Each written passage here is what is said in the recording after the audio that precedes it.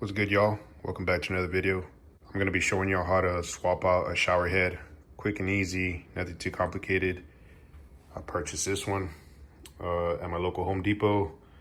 Had to swap mine out because it's leaking. I'll show you where it's at. Yeah, man, simple, easy. Anybody can do this.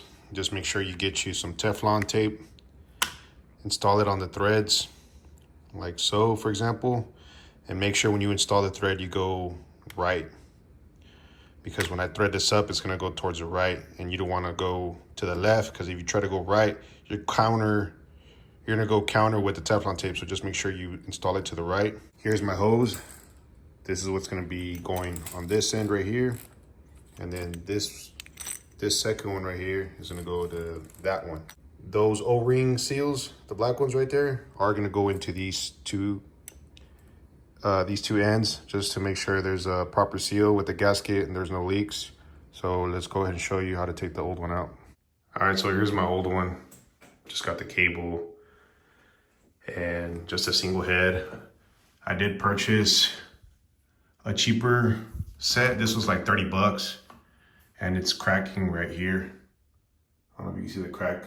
But also, man, my kids love to grab this and just kind of play in the shower, twist this around and yank on it. So over time, this little plastic piece gave out.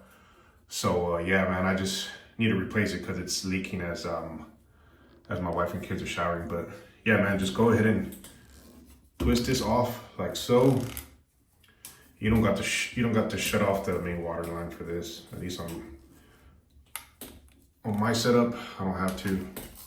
Just make sure the valve is closed for the shower head. Usually what you want to do is clean these threads up, put some Teflon tape, but I'm not going to do that only because I can still see Teflon in the threads, so it should still seal up good. And once I put everything together, if it's leaking, then I'll go ahead and clean it up and re-Teflon it, but let's show you how to put the new one. All right, so this is one part of the head. This is a dual head, so make sure you have a black O-ring gasket in there like so. Just put it there and just start twisting away. So just kind of make it up. All right, once you go ahead and make that up by hand, it should look like so. Now let's install the hose and the other secondary head right here. Again, on this end, make sure you have the black O-ring. I don't have it in right now, but I'm gonna go ahead and install it, which is this one. Just put it, make sure it's in there, nice and flush, and just make it up to this end right here. Again, hand tight, guys. You don't need to put out too much on these. All right, now let's put this end on the other head.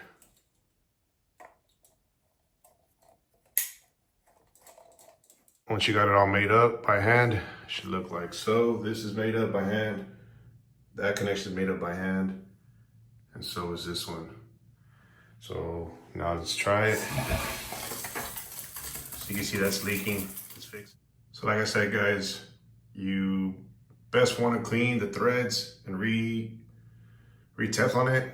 I didn't listen to myself. I thought I could cut this step, make it quicker on me, but yeah, that thing was leaking. So I decided to clean the threads and re-Teflon it. That's all the old Teflon that I took off, and I just cleaned the threads with this here. So yeah, let's go ahead and put everything back together and test it out one last time. All right, let's try it out one last time.